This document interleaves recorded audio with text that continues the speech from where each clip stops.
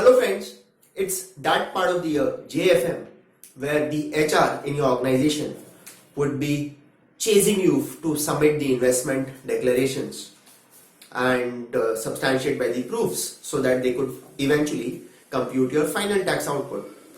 Now, the challenge with this situation is that this year I find a lot of people have been asking me about whether they should actually invest in their Nps schemes. A lot of dilemma, and I myself am perplexed because last year I had invested in Nps. My mother and father, even in their 55 of age, had invested, but suddenly there were a lot of concerns about this entire episode of Nps, and I thought I will structurally kind of dissect what are the various concerns and leave the decision to you instead of making an opinion at my end. So if you look at Nps, it's one of the lowest cost investment management schemes in the entire world. Yes, it's one of the lowest cost investment schemes in the entire world, and the primary reason why people invest in Nps is because of the tax benefit. So there was this survey conducted by the Economic Times. Almost 70% people who invested in Nps did it only because of the tax benefit. Now, what is the tax benefit? That if my employer contributes up to 10% of my basic and DA into the tier 1 account, it will be tax exempt. So I straight away save 30% of taxes. Plus, under section 80 CCD, I can invest 50,000 rupees per annum again in that tier 1 account and avail a complete deduction. So if I'm at the 30% tax benefit bracket, it gives me 15,000 rupees straight of benefits. So it's like investing 50,000 rupees in Nps, but actually investing only 35,000. So yeah, IRR becomes multiplied manifold.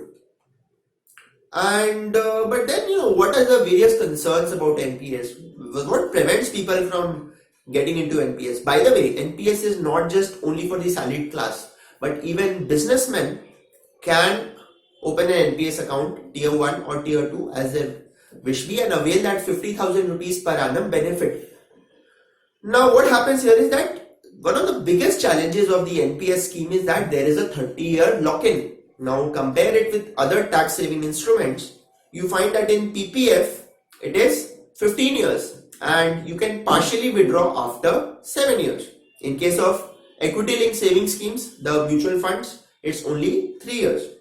In case of FD linked to 80C, it is a lock-in of 5 years. And employee provident fund, the moment I declare that I am not in employment for 2 months, I can withdraw that amount. But here it's a 30-year lock-in till the age I superannuate, that is up to the age of 60. And even if I retire at that age, I can in one go withdraw only 40% to 60% of my corpus and necessarily have to buy an annuity for the balance. Now that is quite a challenge, and when I withdraw this, I am able to do that 40%, but if I withdraw 60%, I have to pay tax on this 20%. For the balance, I need to buy a annuity from a life insurance company, which is typically called an annuity service provider, a host of companies ranging from LIC, HDFC, ICICI Prudential and so forth. So that becomes a challenge. The government, for its part to promote, has withdrawn that 1.8% GST that would have been applicable on the amount of annuity that has been exempted. But the fact that I am forced to go for an annuity is something that is a major drawback of this scheme. I can at best withdraw only 60% of my corpus at retirement. Now, what is the challenge before that is that, let's say I was in job and I have quit a job. So my employer was contributing some money, I was doing an 80CCD 50,000 deduction.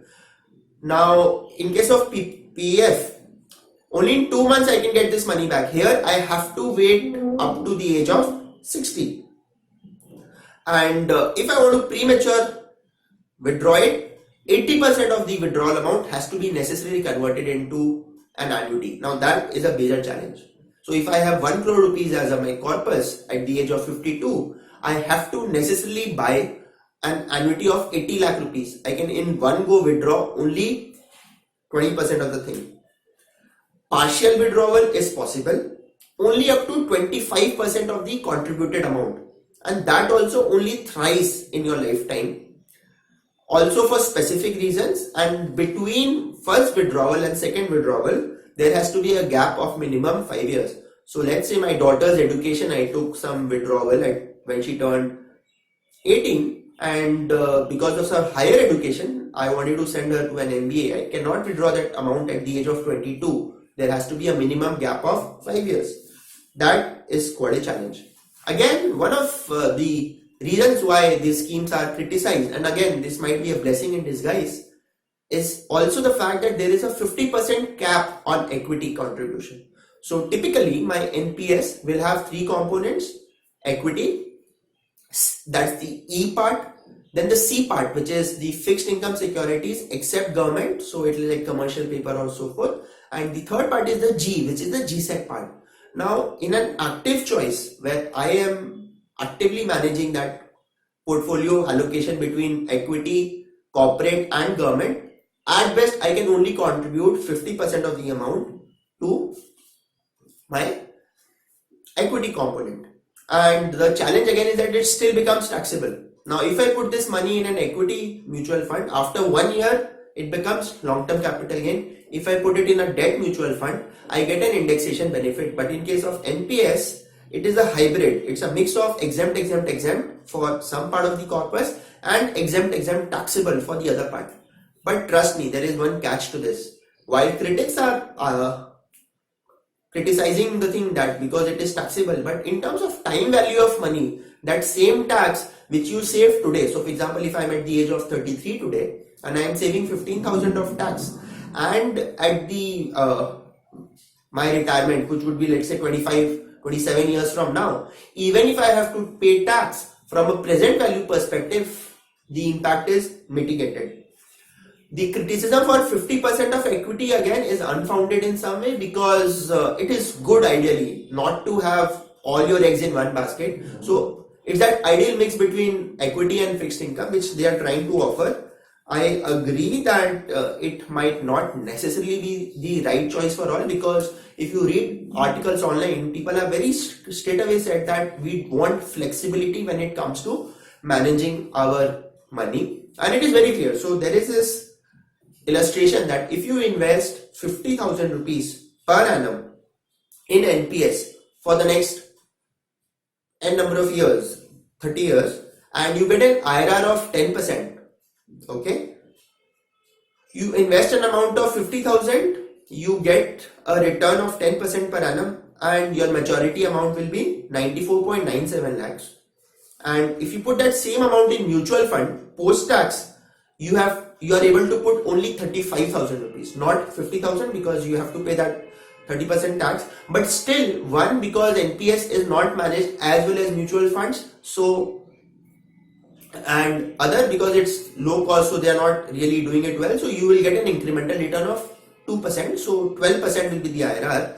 Your maturity amount will be 1.02 crores, so it's at one hand 95 lakhs, and at the other hand it is 1.02 crores, 7 lakhs of a gap, plus flexibility. So in this case I can withdraw my money at any point of time, but in case of NPS I have to withdraw till the age I turn 60, and again there are so many ifs and buts.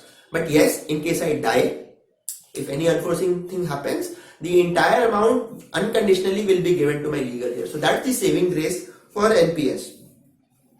Now PFRDI has at least done this, and what is the flexibility here is that I can choose between SBI, LIC, UTI, ICICI Prudential, Kotak and Reliance. These are the 6 people. If you see their performance, broadly they are performing on similar lines. So if you look at the G part, the government securities part, and look at the 5-year return, where it actually makes a lot of sense to compare, ICICI Prudential has given the highest returns at 8.91%, and UTI has been 8.44%, so it's hardly 50 bips points. For the C part, the corporate debt part, ICICI Prudential again has given the best returns, 10.16%, and the worst has been in that lot by SBI, 9.61%.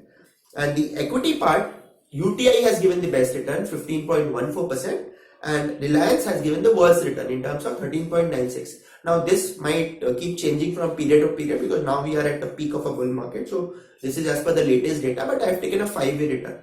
So broadly, I get a return of 14% or so on equity and nearly 9 to 9.5% on the government and the corporate debt part, which is fine. I mean, in terms of thing. And if I take an auto choice with my age, this portfolio allocation will keep changing.